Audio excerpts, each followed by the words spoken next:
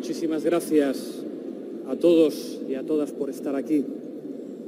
Quiero que mis primeras palabras sean de homenaje para esos militantes que nunca tendrán la oportunidad de hablar desde una tribuna, para esos militantes cuyos rostros no aparecerán en un cartel electoral, esos militantes anónimos, militantes de Podemos, militantes de Izquierda Unida, militantes de Izquierda Andalucista, militantes de Primavera Andaluza. Vosotros sois la sangre que hace moverse esta campaña electoral. Gracias por vuestro compromiso, gracias por vuestro trabajo. Gracias también a los trabajadores y trabajadoras que algunos nos permiten estar hoy aquí. Quien ha puesto este atril, quien ha puesto este escenario, los compañeros intérpretes de lengua de signos, los compañeros y compañeras que nos protegen. Un aplauso para ellos y ellas, esos invisibles de los que no se habla en las campañas.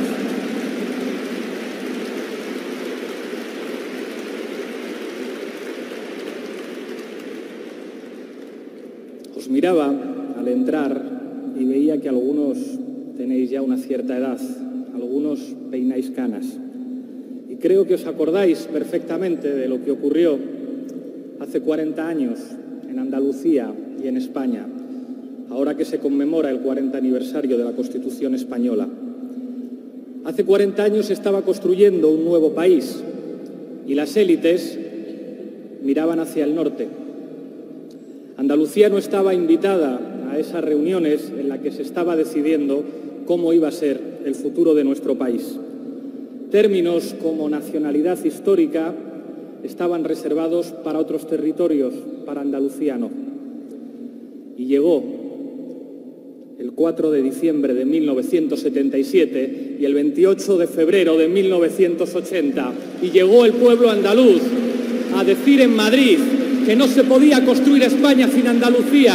Este pueblo se ganó su derecho a ser reconocido como nacionalidad histórica frente a las élites, frente a un gobierno que miraba hacia el norte.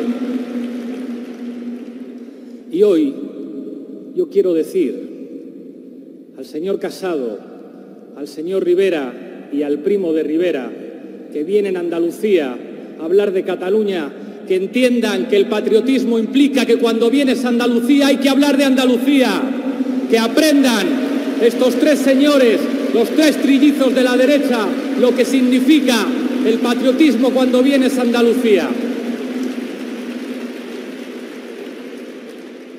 Hoy de nuevo, como hace 40 años, estamos ante una encrucijada histórica. Europa está dejando de mirar al sur y está reforzando los privilegios del norte. Hemos vuelto a escuchar al Fondo Monetario Internacional y a la Comisión Europea decir que eso de subir el salario mínimo está muy mal, que eso de que los trabajadores y las trabajadoras tengan derecho está muy mal, que eso de que haya sanidad pública y educación pública está muy mal. Pues hay que decirles una cosa: como Europa no mire al sur, como Europa no mire desde el sur, se acabó Europa.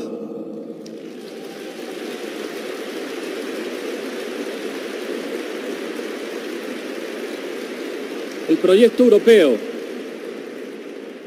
europeo se construyó sobre la victoria del antifascismo. El antifascismo significaba básicamente un contrato social que decía que la viabilidad de los sistemas políticos europeos dependía de reconocer la base material de la democracia, que son los derechos sociales.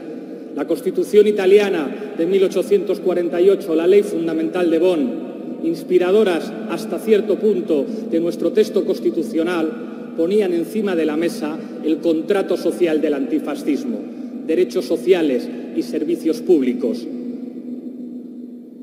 Hoy podemos afirmar que los racistas, que los fascistas, que Salvini son hijos de Merkel y de todos aquellos que han destruido el proyecto de una Europa social.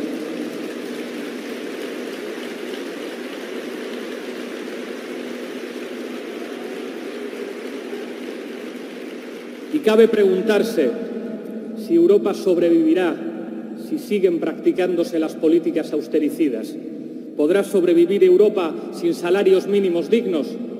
¿Podrá sobrevivir Europa sin educación gratuita, sin sanidad gratuita y de calidad, sin servicios públicos, sin justicia fiscal? la única manera de defender Europa es mirar desde el sur y retomar, frente al auge del fascismo, el espíritu antifascista de los padres fundadores y decir justicia social y democracia frente a los reaccionarios que traen el odio del último contra el penúltimo, frente a los profesionales del rencor, justicia social, democracia, y que lo escuche la señora Merkel. Sur, sur.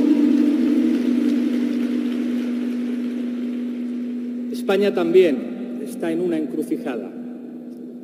Hay una posibilidad de cambio que se ha abierto paso, pero necesita todavía más fuerza. Está empezando. Es ese país del 15M, es ese país del movimiento feminista, el país de los ayuntamientos del cambio, el país que nos empujó para llegar a un acuerdo de presupuestos que un periódico de la derecha definía como el acuerdo más de izquierdas en toda la historia de la democracia española. Se dice pronto, 40 años para que un periódico de la derecha reconociera: si ese acuerdo de presupuestos se lleva a cabo, será el más de izquierdas de la historia de España.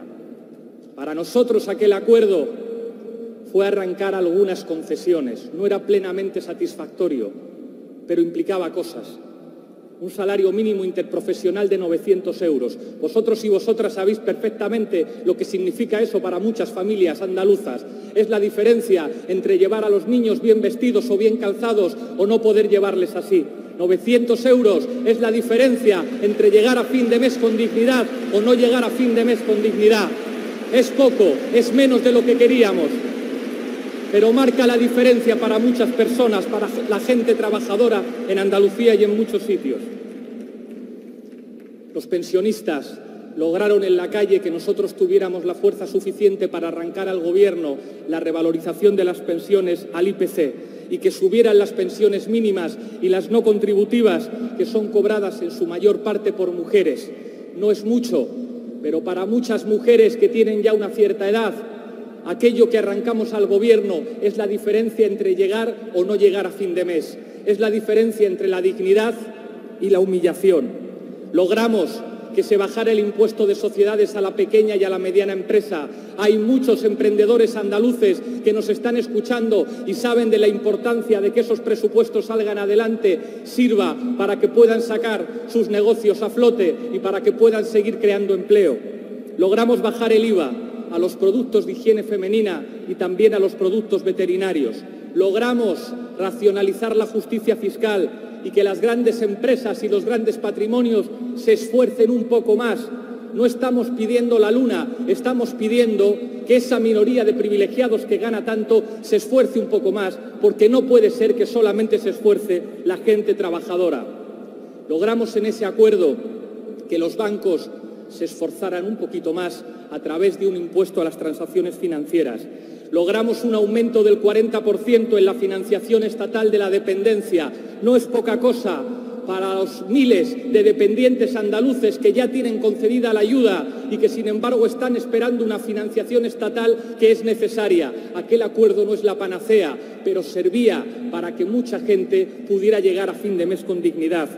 Logramos una ley de permisos iguales e intransferibles. Logramos por fin un acuerdo para que haya una ley contra las violencias machistas que establezca de una vez en este país que solamente sí es sí.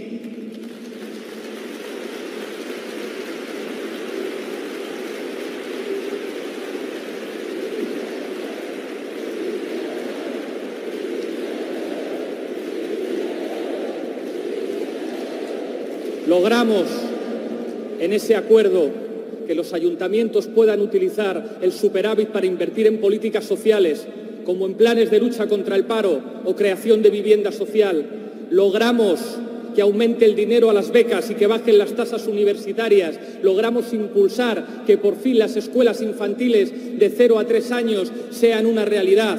Logramos dar competencias a los ayuntamientos para que puedan regular el mercado del alquiler, porque es una vergüenza que haya familias que tengan que dedicar más de 1/3 de su salario a pagar el alquiler. Logramos muchas cosas pequeñas, modestas, pero que significan la diferencia entre dignidad y humillación para decenas de familias andaluzas y españolas. Y sin embargo, para que esos presupuestos salgan adelante hace falta más de lo que hay ahora.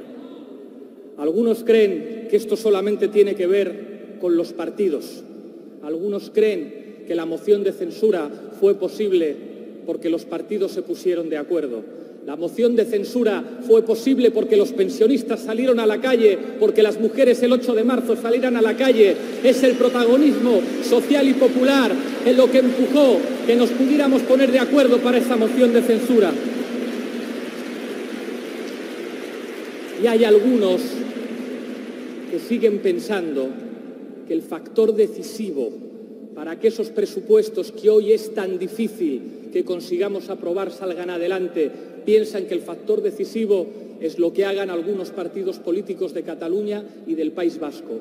Pues yo digo aquí, 40 años después, que el factor decisivo para que España cambie va a volver a ser Andalucía, otra vez, como hace 40 años. Aquí se está jugando el destino de España. Hace falta que Andalucía vuelva a decir a toda España: ya está bien, queremos derechos para todos, queremos salarios dignos, queremos pensiones dignas, queremos hospitales públicos, queremos un modelo productivo de desarrollo, no queremos ser una periferia de Europa, queremos ser punta de lanza. Aquí, en Andalucía, se está jugando el destino de España. Que se lo recuerden a Casado, a Rivera y a Primo de Rivera, que vienen aquí a hablar de Cataluña. Hablen de Andalucía, que aquí se juega el futuro.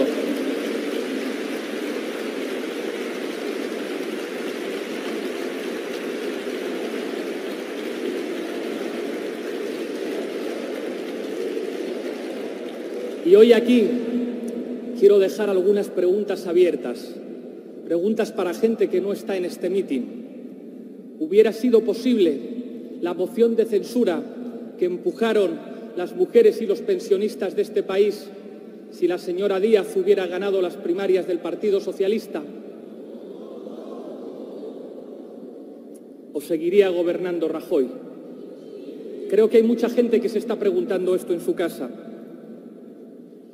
¿Habría sido posible el acuerdo de presupuestos que alcanzamos si la señora Díaz hubiera ganado las primarias del Partido Socialista? ¿O quizá ella hubiera preferido un acuerdo como el que hicieron con Ciudadanos, que subía el salario mínimo un 1% respecto a nuestro acuerdo, que lo subía un 22%? ¿Qué hubiera preferido la señora Susana Díaz? Creo que esto se lo están preguntando muchos andaluces. Y yo me pregunto, ¿qué significa Andalucía para la señora Díaz?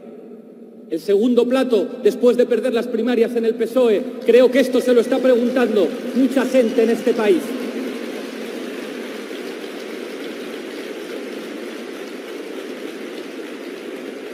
Necesitamos una Andalucía que vuelva a ser protagonista de la historia de España. Necesitamos, frente a los profesionales del odio y del rencor, una Andalucía que sea portadora de un sentido de fraternidad. Necesitamos, frente a los defensores de los privilegios, una Andalucía que haga de la bandera verde y blanca la bandera de la solidaridad y la justicia social.